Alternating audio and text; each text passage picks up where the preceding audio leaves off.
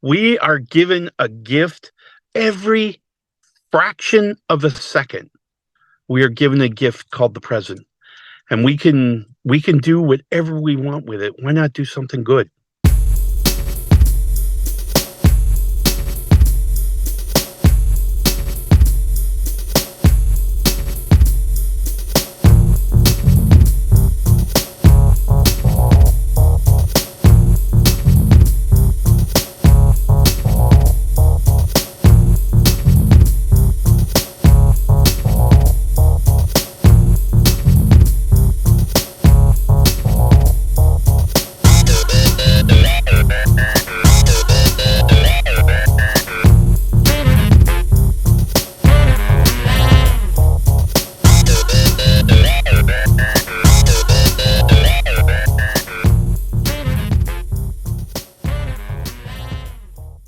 Welcome to Supernormalized, the podcast where we challenge the conventional, break boundaries, and normalize the seemingly supernatural.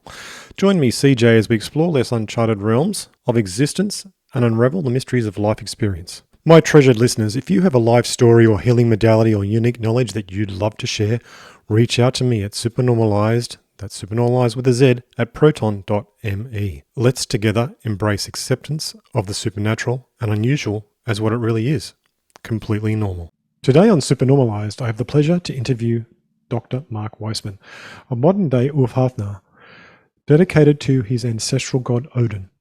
Former minister turned researcher, he has delved into religions worldwide, finding his cultural and spiritual home.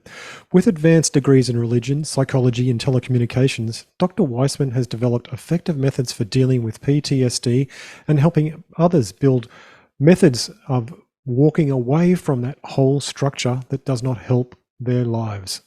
As a sworn Úlfhéðinn, his mission is to use his gift from Óðinn to assist friends and family in overcoming obstacles and finding success and hope. Dr. Weisman's easygoing personality has made him a favorite among all ages, offering a non-judgmental approach to help navigate tough times. Providing both personal security and spiritual understanding, he spreads a message of peace and, ultimately, hope. Welcome to Supernormalized, Dr. Mark Weisman. Now, Dr. Weisman, Mark, you are I've got to get this word right, Úlfhéðinn. Okay. That's right. You got it that time. Now, can you share your journey of becoming a modern-day Úlfhéðinn and your connection with the ancestral god Óðinn? Obviously, you weren't born like this. How did that happen to you? Well, yes, actually I was, come to think of it. Okay. I just didn't know it until later. Yes, of course. So technically when I was doing some ancestry research, got into digging, and the wonderful records of the Danish government allows you to go many years back.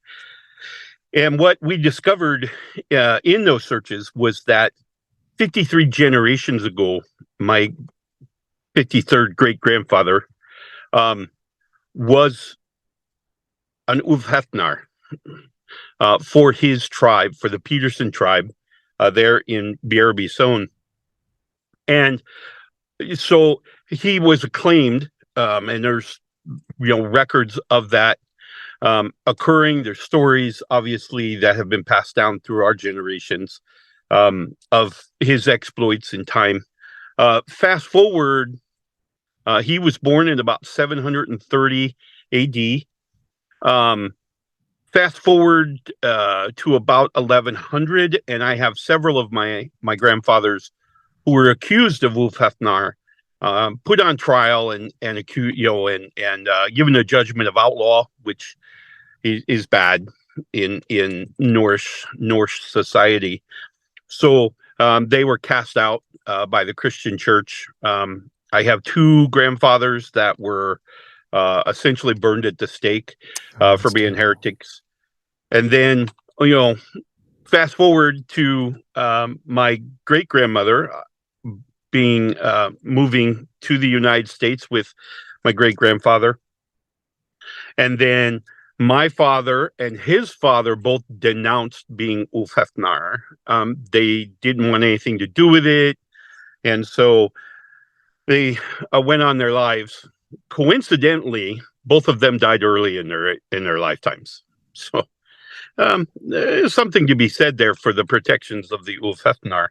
I came to find this path, this history. I mean, I had heard the stories when I was a child. I had heard particularly my great grandmother telling stories of this, and so I kind of grew up knowing they were there. But it wasn't until I had been a Christian chaplain for about 10 years when Óðinn came to me and kind of laid it out. I was introduced to, I guess maybe officially introduced to a group of spirits whom I communicate with, referred to as the Lenvetti, which is Lenvetti is simply a Norse word that means the spirits of the land. And they communicate with me quite frequently. I had always kind of thought I was hearing voices, you know what I mean? Kind of kept it quiet. I didn't want anyone to know until I discovered who they were and what they brought for me and what they would teach me.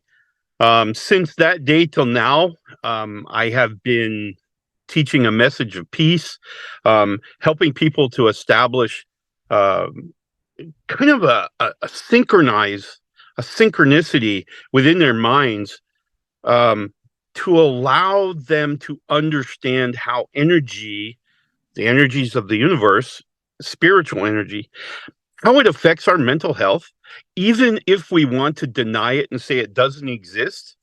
One of my growing up memories was my father, and looking back now, of course, hindsight being the best vision, my father denouncing his title of Úlfhéðinn, drank himself into a grave. Oh, no. And so looking at it now, I say that was his coping mechanism of dealing with all that energy that he's trying to repel, that he shouldn't have been, but he's wanting to be his own man. He's wanting to do, his own thing. And it drove him, and my grandfather, the same thing. He died. I never met my grandfather. He died before I ever got to meet him. But he was the same way. Wound up. He was a stone carver on the East Coast, and he wound up drinking himself into a grave. Why? Because they were competing with all of this energy that was killing them. Yes. Mm. And if they'd have just allowed it to come in, it had been the healing energy they needed to grow and to learn and to love and to blossom into the full human being they could have been. Mm-hmm. So it sounds like that what's happening there is that their true faith was being denied, and in being denied, it affected them and turned into dis-ease. That's right. Whenever we deny our truths, whatever they are, irrelevant of who we are and what we are, when we start denying this truth, we find a negative energy that's generated, that's created. And that negative energy can not only affect the individual whom is creating this energy, but sometimes it can affect those around us. We see this very frequently when we talk about behavior patterns passed from generation to generation, right? We see an abusive father who creates an abusive son, who creates an abusive grandson, and so on and so forth. So we're seeing this pattern. Why? Because this negative energy is being implanted on the DNA of this child. And the child not knowing, and of course, denouncing, maybe even inadvertently denouncing, any kind of truth that they should be allowing in, they're creating their own kind of negative cycle that will continue, that continues endlessly unless, acted on by an opposite energy, right? Yeah. So negative energy is going to keep spinning until we decide to act. We invoke, the energy of hope, the energy of love, the energy of light, and we can counteract that spin, and then we can begin to heal the wounds that have been caused by it, and then we're going to say, we're going to see it dissipate to where now we're full of love, we're full of light, we're full of growth. Yeah. And that's really what I try to do. I work a lot with returning veterans from conflict or traumatic, psychologically traumatic injury. And one of the things that we try to, kind of the first big elephant in the room, is to say, okay, look, this is the new you, but it doesn't have to be. Science has already showed us that human beings modify their DNA throughout their lifetime. You can change who you are. Right. And you have all the authority and all the power and all the energy in the world that you need to make that change. And so the power of hope is your engine. I mean, that's what's going to drive a change in the person. When we start changing the mindset, we can start changing the behaviors, we start changing the world. And that's really what I tried to do. Excellent. Right. So obviously you had an attraction and being felt drawn to faith in the first place to become a minister, and that obviously was also touching on the path of an Úlfhéðinn, and in doing so, you were being led to it. It was just going to happen, wasn't it? Right. Yeah. And that's exactly right. When I stopped denying it is when the path started to really open. And I started saying, well, in my Christian faith, I struggled. I had questions. Some of the most, basic to me, the most fundamental questions that I couldn't answer with all the books there is printed about Christianity. I had done all the reading. I had served for 10 years as an ordained minister, and I could not find the answer. What the answer was that the truth was only a sliver of Christianity. The rest of it's this practice that the thou shall means it's a practice. It's not the spiritual side of it. Yeah. And so I needed to get to the spiritual side of it. And when I got there, I realized that that's much bigger than one perspective, which is what Christianity is. It's just a single perspective, no different than the Nation of Islam, no different than the Judaism or Hinduism or Buddhism. Everyone has a perspective that they're looking at an energy source referred to as a deity. Everyone has a different view of them, but it's all the same thing.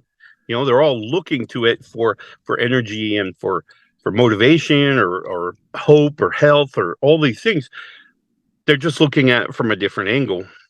And so as I began to understand spirituality, that's when I began to understand that no one's really wrong. I mean, I can't look at a study and devout Christian and go, no, that's not the way things are. I can't do that, because they're going to have their own beliefs based on their DNA, based on their chemistry, based on their community, based on, many different factors lead them to where they need to be. And of course, we can never leave out the value, maybe even the impact that our ancestors still have on us as they communicate across the spiritual realm. They're telling us, man, this isn't where you belong. You belong over here. Very much in my story, when I got to meet, I was so fortunate to have a vision in January of 2020 where I came face to face with Óðinn, my supreme God, the All-Father Óðinn. And in this vision, I embraced arms with him. I touched him. I smelled him. I felt his presence there. It became clear that things had led me to know who he was, because it didn't take long before I swore an oath to him. But how all of these pieces kind of fed together. And of course, Óðinn would then tell me that Nelsina, my great grandmother, had told him, you know, there's another Úlfhéðinn. There's another hope. There's another chance. And Óðinn, being who he is, knew it was to be, and accepted my oath. And since then till now, I swear my life upon Óðinn. Can you describe for the listeners what an Úlfhéðinn does? Can you what is it, like a witch or a wizard or a sorcerer or where are we with that? Really, none of the above. None of the above. Okay. Úlfhéðnars were actually in the sagas of Norse legend. Yeah. Úlfhéðnars were warriors. They were very much the same thing. Everyone's familiar with the berserker. Everybody knows that they bit their shields. Many people are convinced they use psychedelics to go into combat and to become impervious to iron, fire, and those things to win battles. That was the berserker. Well, the berserker and the Úlfhéðnar are the same in that piece. The difference with the Úlfhéðnar, of course, let me back up one moment and say the word berserker means the bear, the pelt of the bear. Oh, okay. Okay, that's what it means in Old Norse. Yeah. So berserkers were bears. They were spiritually attached to bears. Úlfhéðnar, or wolf pelt, meant the Úlfhéðnars are attached to the spirit animals of the wolves. Right. So we would adopt their methodology of fighting. Well, we all know how bears fight. Bears are brute power. They're very strong. They're usually independent. They're just beasts, right? Whereas wolves are smarter. No offense to my brethren who are berserkers. No offense, my brothers. Wolves are smarter. They're cunning. They're thoughtful. They hunt in packs. They corner animals. So they're using more strategy. They're using more thought processes during the hunt. So the Úlfhéðnars were granted an additional permission. I'm not sure if that's the word I'm looking for. But we were giving another skill, and that was to communicate with the Lenvetti.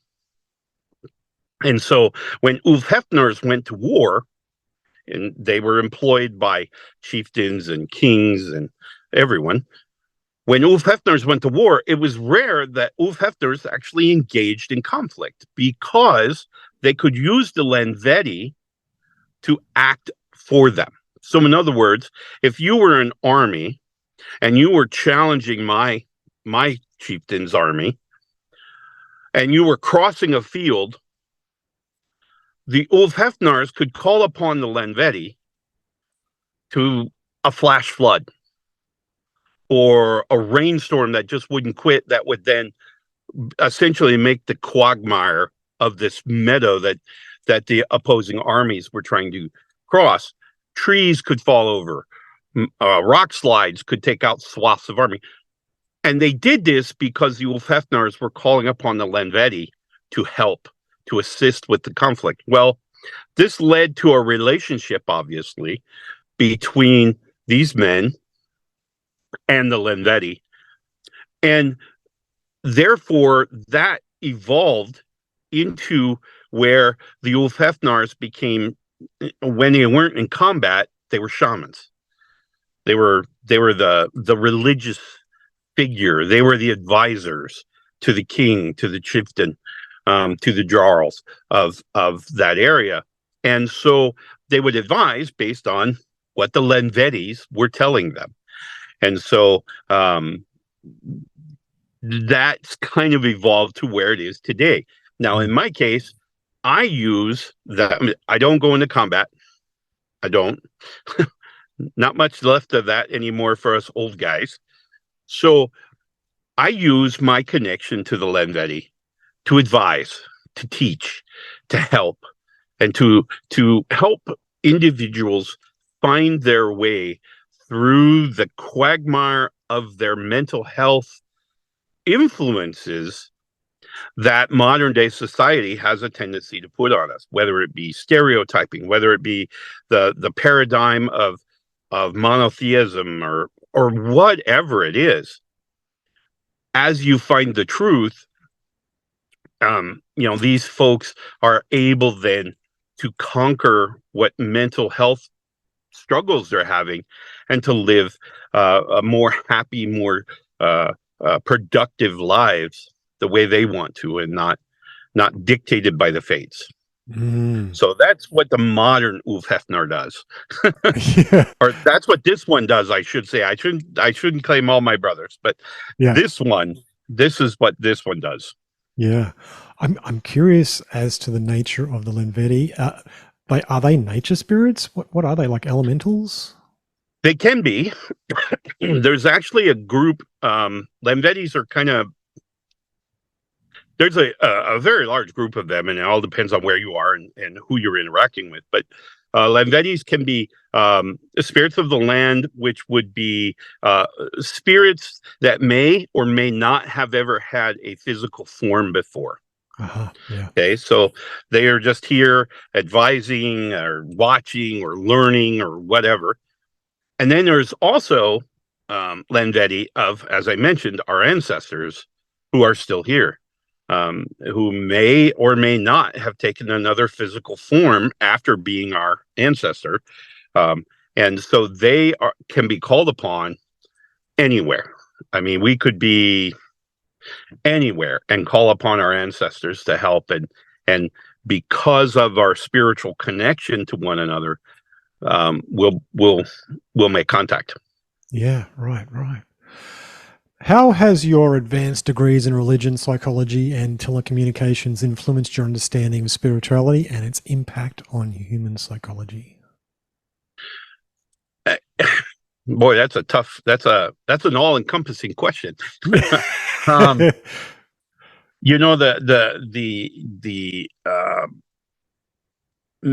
I think, quite honestly, it was during my studies in theology in seminary where I actually discovered this idea of other things outside of this mainstream, thou shalt believe this, and that's it.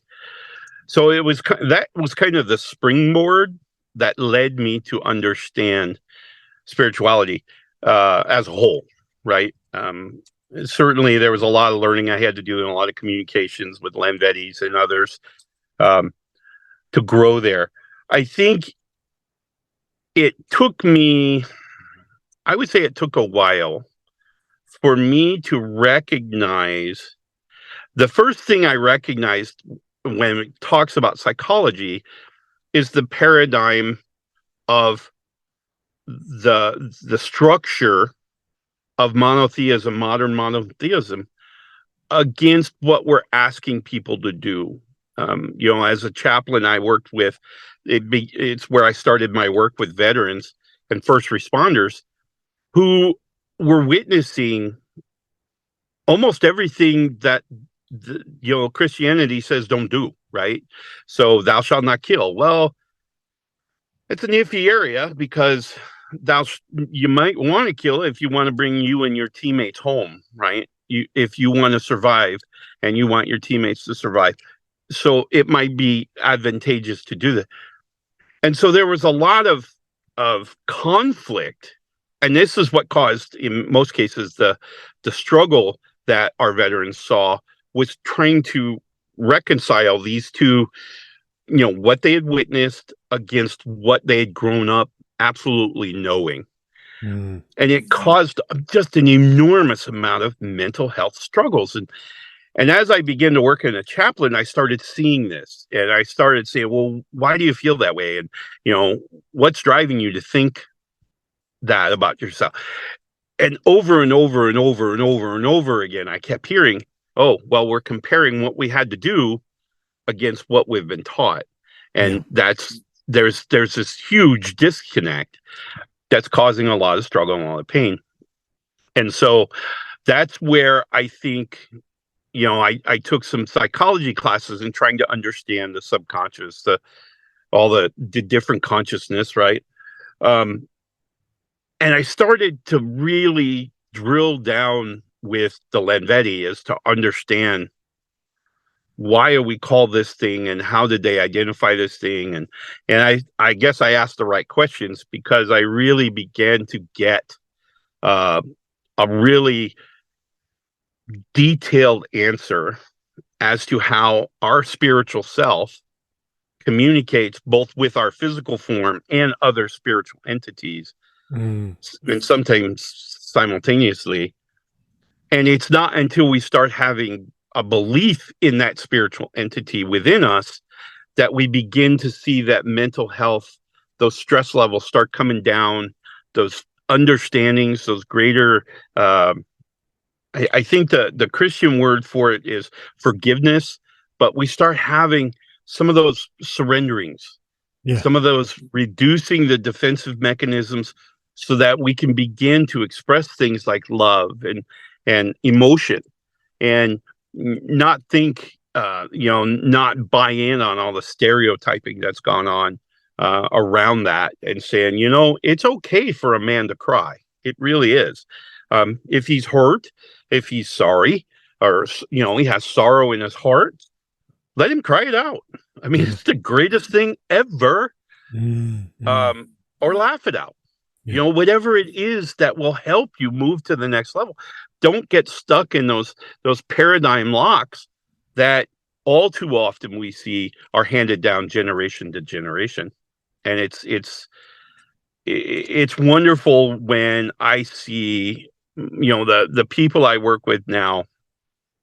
They come to me and we spend the first couple of weeks and they're struggling and they're really trying to wrap their minds around letting go of that paradigm, letting go of that old belief system, and go, okay, now instead of seeing religion this wide, now let's strip away the practice and we got spirituality left.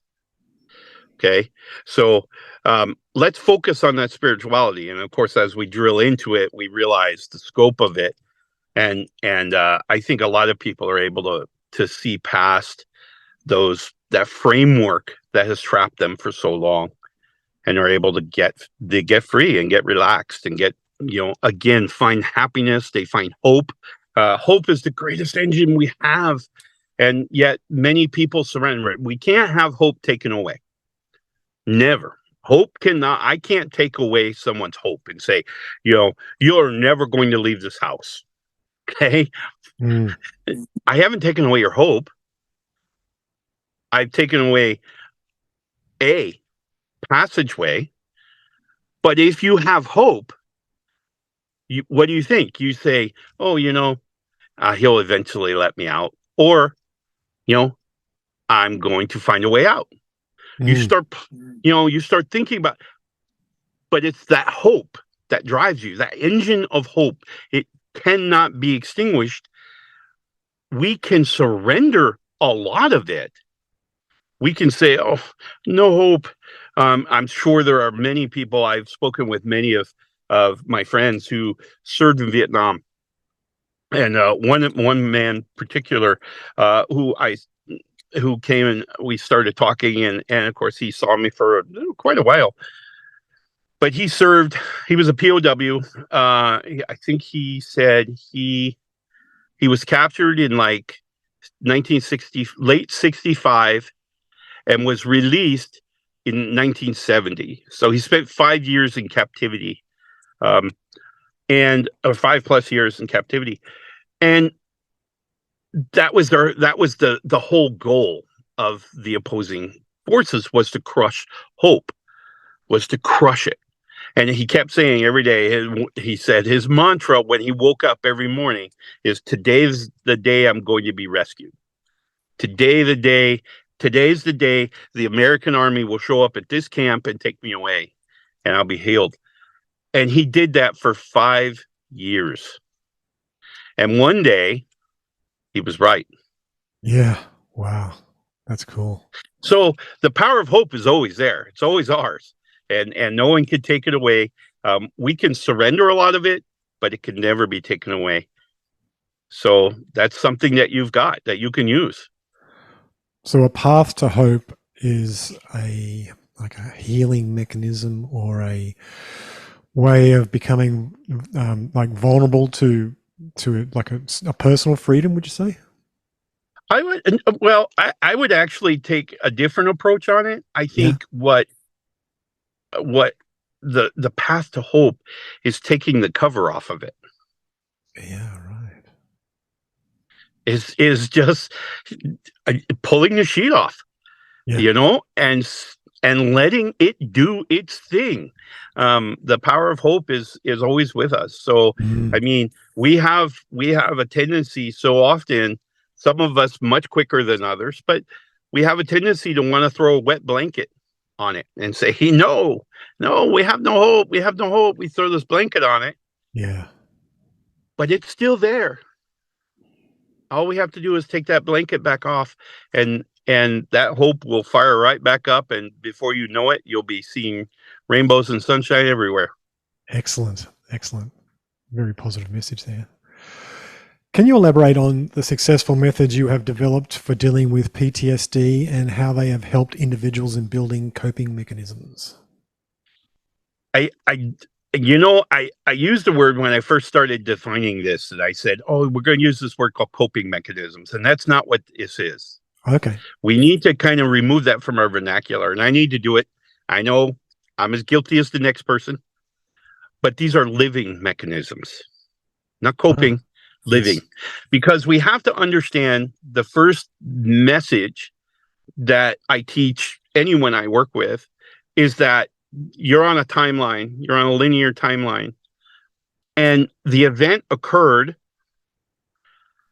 you emotionally responded to it, and now you're beyond that.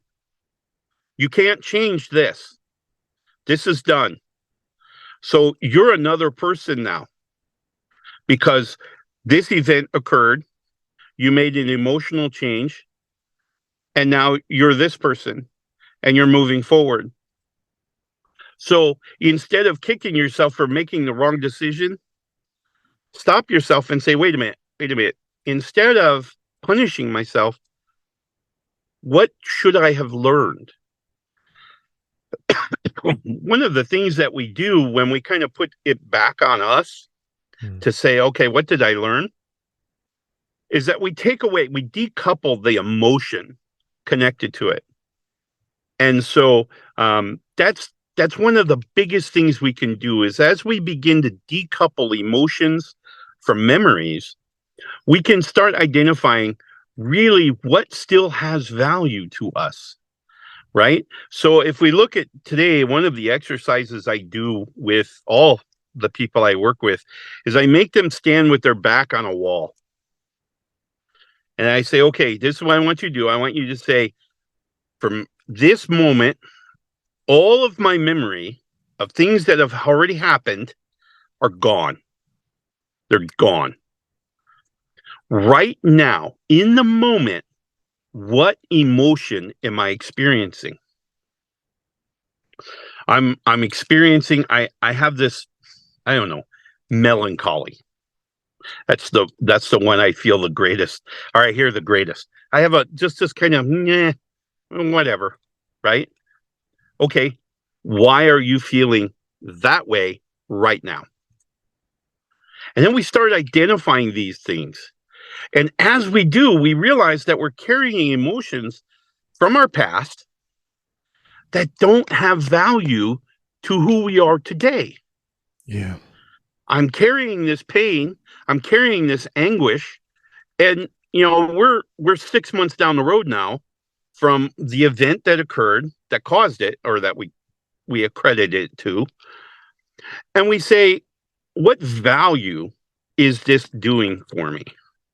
And we say, well, maybe it's teaching me I shouldn't play with guns. Okay, that's a pretty good lesson to take away. Do you do the same things today that you did then that created this event, that created this emotional event? No. Well, then there you go. You've learned a lesson. Why are you carrying the angst? You've learned, right? So move on. Dump those things that are not valuable to you and grow. One of the things I did a show about it a couple of weeks ago, um, where we talked about, and the program is called Sabtas, and it's stop, think, breathe, act, and support. And so Sabtas, working with military people, you got to speak in acronyms because that's what the military does. Either the military or medical people, you got to speak with acronyms because that's all I think they understand. So stop is a way of arresting our behavior. We know the difference between a reaction and a response. So we're going to stop reacting, which is that emotional, guttural, visceral response. And instead, we're going to take a response action. So we're going to say, okay, hold on, I'm going to think about this. And maybe sometimes is, retreat's the better part of valor, or a little thought into what I want to respond. And so when I respond, then what's the difference? Well, as I mentioned, with a reaction, it's a emotional, visceral thing. It's tightly coupled with an emotion. If I respond, I've put a little cognitive thought into this. I've actually processed this through. I burned a little energy as I put together my words, and I've structured my sentences. And then, of course, the action of actually speaking it in a calm voice.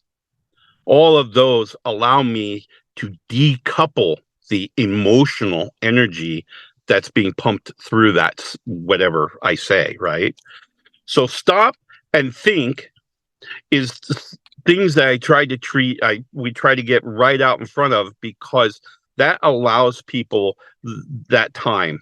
We can put some cognition towards this. We can start saying, okay, what value, right? And then we start assigning the value. We start seeing, if I respond to this, even if I respond to this in a unemotional way, what value am I providing for me? What value am I providing to the listener? What value am I providing, as maybe a role model for someone watching me? Yeah. And so that's what we're trying to do with those first two steps. I know, in the times I've worked with people in the past, those two are tough. Those two are tough, especially when you're dealing with more alpha male types. And I say alpha male, although I have worked with alpha ladies as well. Their mentality is to just react, to do second guess. They don't second guess themselves. They just get done what needs to be done. That's what we train them to do. Remember, Yeah. we paid our taxes for them to learn to do that. But now we have to undo that, and we have to say, no, stop. I want you to think of, use some cognition, not emotion, use cognition, and say, okay, what do I want to respond? What value is it going to have? And so one of the things that again, going through an energy management process is I'm going to say, I want you to take a big, deep breath. Why? Because that's a conscious action that you're having to do that's now drawing more energy, right? You're having to use some biochemistry within the body. It's going to kind of bring in more oxygen into the brain. It's going to allow better cognition. It's going to allow us to formulate better thoughts, put everything kind of together for us to then, and only then, after you've mastered all three of those, can we go to an action. What are you going to do? Walking away, divert into a conversation with my support, obviously support being that last word. What can I do if this conversation or this immediate threat has no value? How do I turn that? How can I, what are some options for me to get out of this?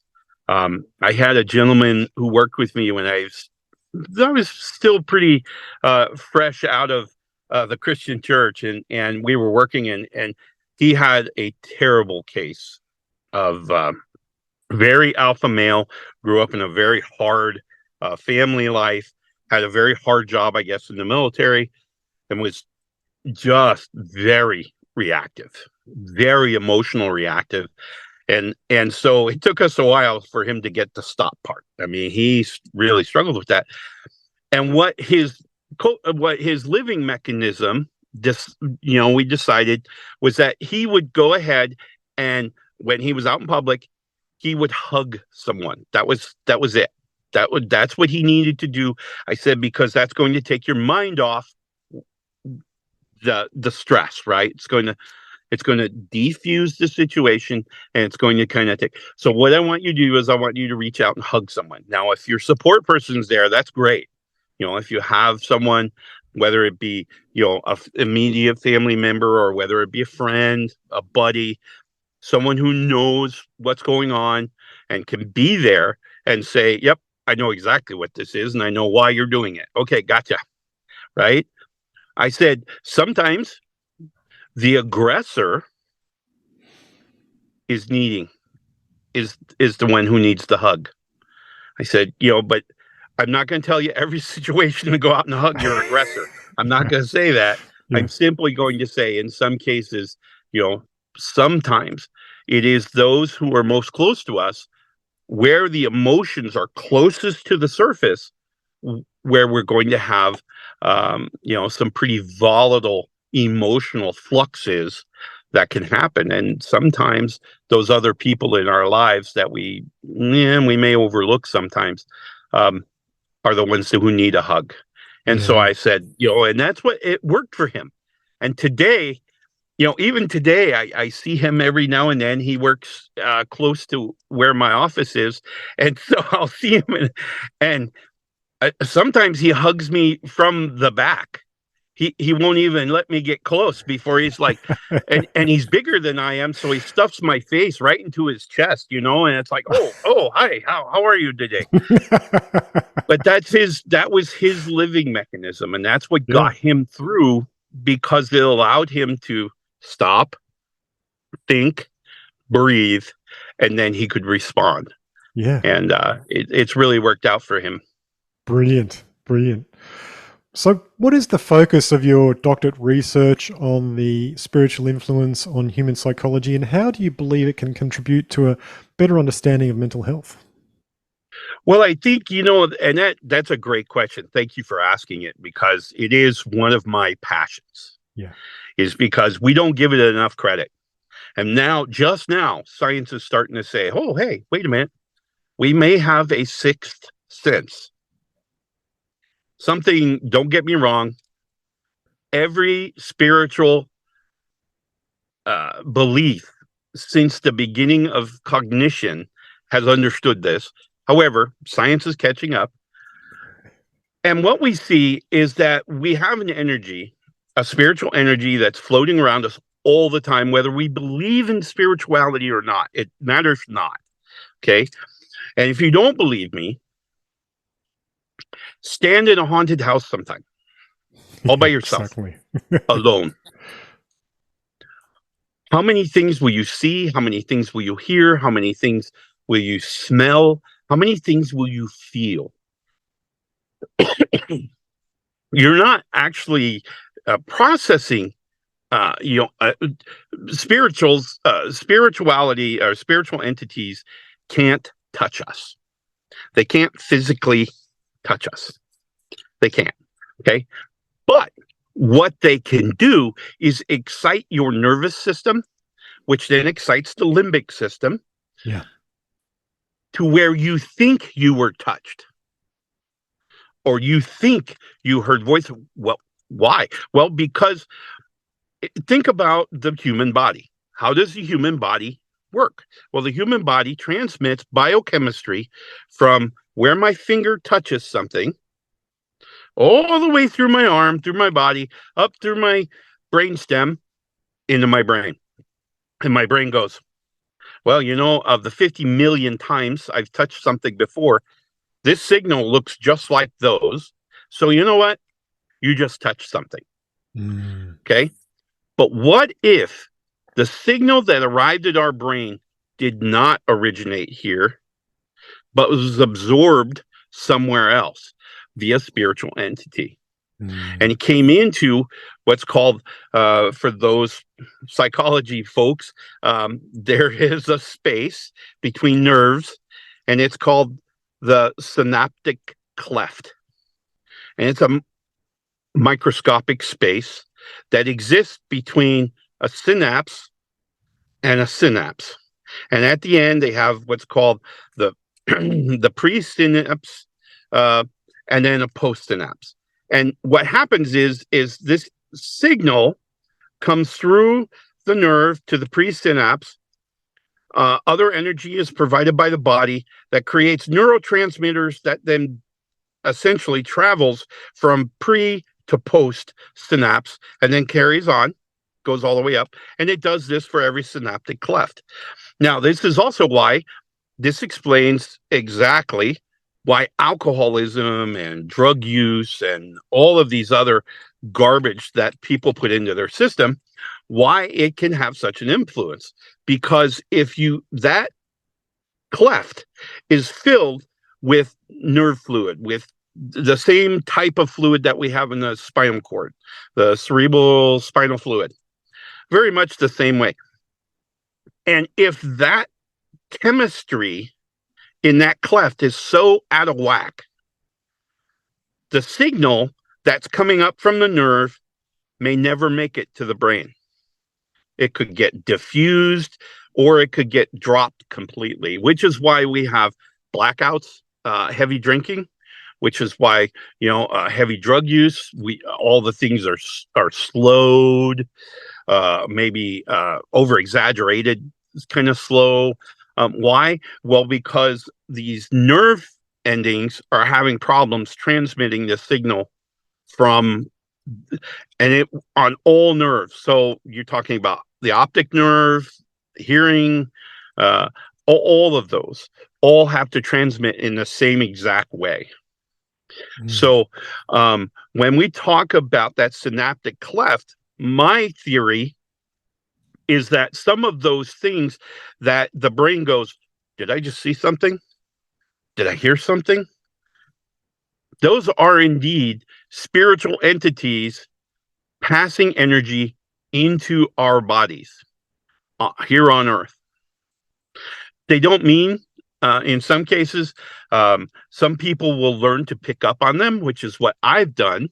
I have learned to pick up on these and go, all right, instead of using my senses, I'm going to start listening. Why? Because I'm starting to hear these channeled knowledge, channeled wisdom. And that's where you get, the ESP, psychic channeling, those types of events are all because we're starting to listen with our brain and go, wait a minute, that's not really a physical sensory input. It came from somewhere else. Where else? And then you start kind of opening your branch. And so I think when we talk about general psychology, I don't think we've given enough credit to the spiritual influences in our psychology. One of the things that I theorize, and it's all hypothesis for sure, but if you have some type of energy, very much like we would have thought patterns standing under a radio tower. Okay. It's very hard to think that way. I don't know if you've ever tried it, but for those of your listeners who have tried it, it's tough. Why?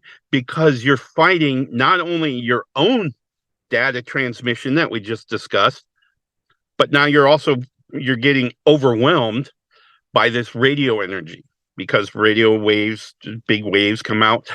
And so you're getting overwhelmed by it. Same thing with spiritual energy. Same thing occurs. So you're getting kind of all this spiritual influence. And my theory is that in some cases, when those two influences I just mentioned, spiritual influence, we'll call it modern day life interference, the microwave oven, prime example.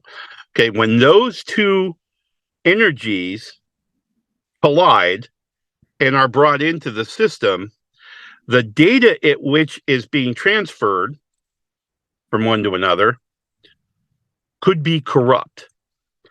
Now that the problem exists when that data piece that we just received that's now corrupt becomes a foundational piece within the mind. It becomes part of the framework.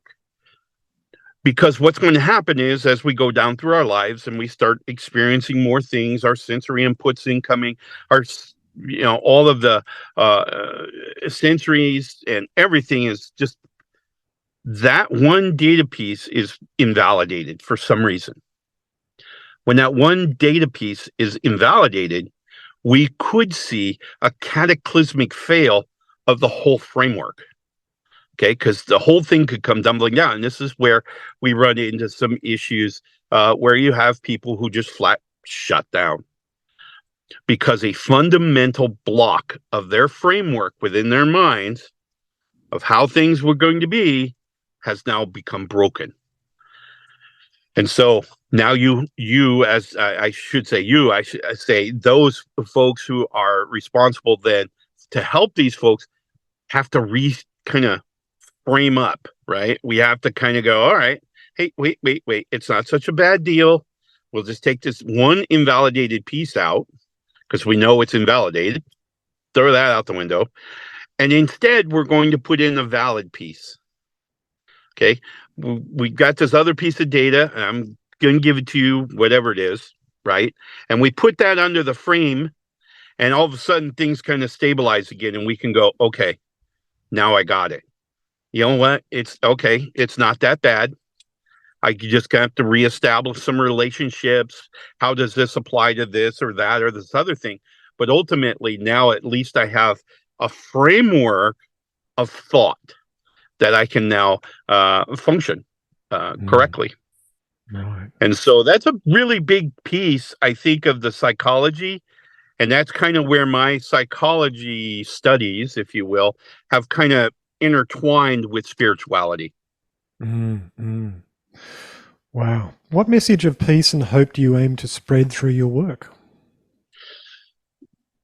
That all we have to do is take the blanket off. I say that all the time. We have to uncover hope. Hope gives us, hope for peace, hope for love, hope for light, hope for coexistence, hope for harmony, hope for all those things. It's that one gift that we all have that we can make someone's day. Someone could be completely destroyed and come into our life and we give them a smile.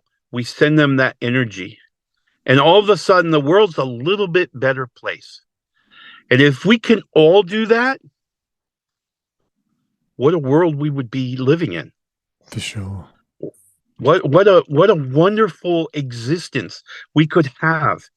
If we move past the division and the hate and the segregation, and we went,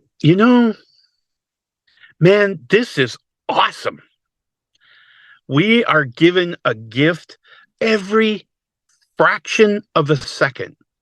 We are given a gift called the present. And we can do whatever we want with it. Why not do something good? And so that's really my message, man. That's what I try to tell everybody and anybody. Wow, that's a beautiful message. Yeah, perfect. Mark, how can people find you and look at your work and learn more from you and maybe even work with you?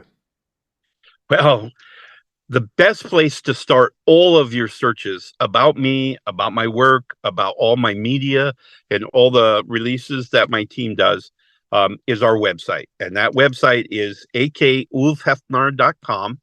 And I'll spell that because everyone asks me.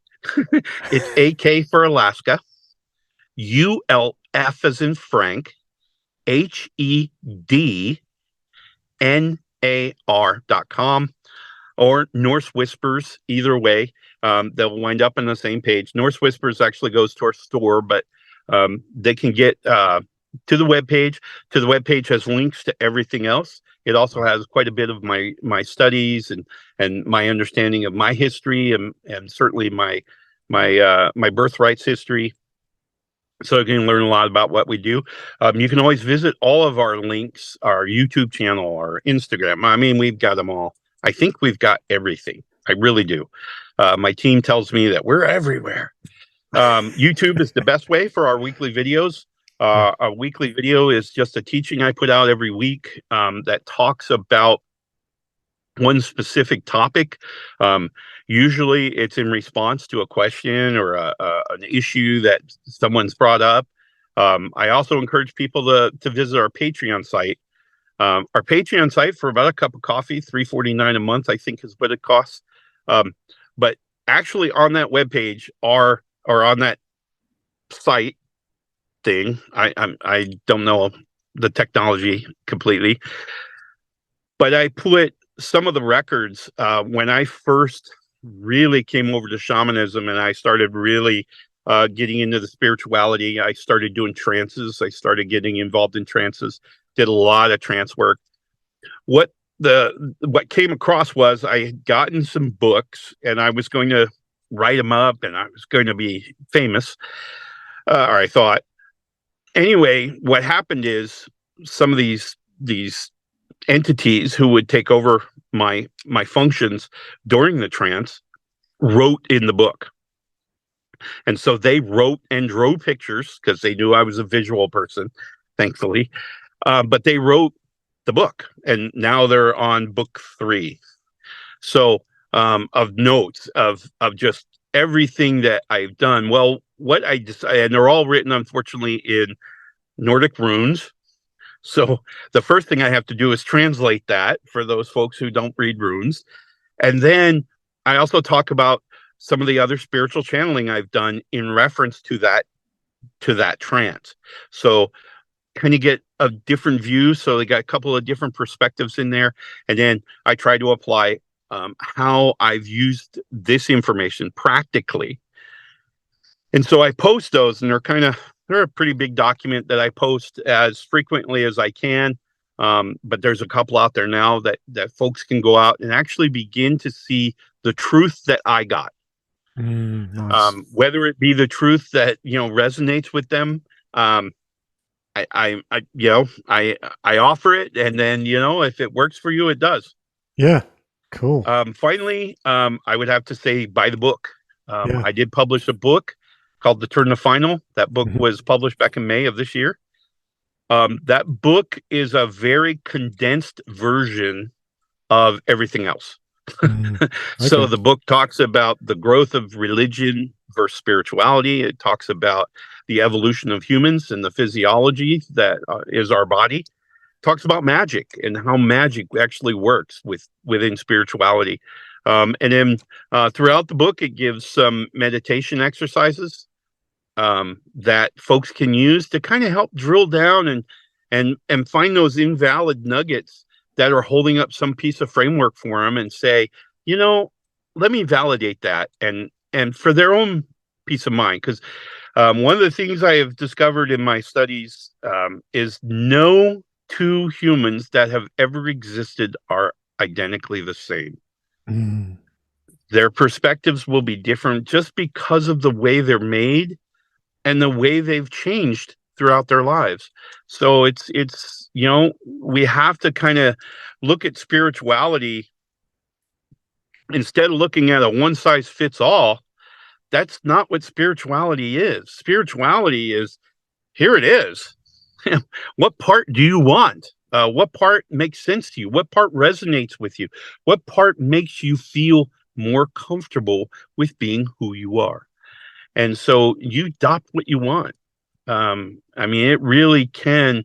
There's enough room. Everyone can be different and still be completely the same, without looking for differences. When we start searching for all those commonalities, sometimes we have to step back to find commonality, and that's really what spirituality does. That's really the big takeaway from spirituality. Excellent. Thank you so much, Mark, for your time. I've appreciated all that you've shared here. It's really enlightening, and I love your approach to the explanation of how hope can change everything. That's a very, very important message, and I'm sure that the listeners would definitely understand and have caught that one. I hope so.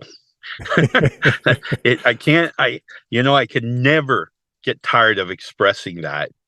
Is if everyone had just a little bit, the world would be a better place. Definitely. Okay. All right. Thank you so much, and bye for now. Oh, it's such a pleasure talking to Mark. I love the way that he has such a passion for helping people, and his message of hope is so strong and comes through in all his understanding of his ways, his living the life of Óðinn, and his understanding of the world and how it's all connected and how you can actually become reconnected again. This is the sort of message that people need to hear now, and I'm really glad that he came on the show. So if you've enjoyed this show with Mark, please get in contact with him and tell him how much you did enjoy his talk and everything that he shared. You'll be able to find links to his site at the bottom of the show notes. And if you've enjoyed today's show, please, if you have a friend that needs to hear this, share that directly to them, share it to your friends and family. And if you have something you'd like to share on the show, please get in contact with me directly at supernormalized@proton.me. Until next week, dear listener, bye for now.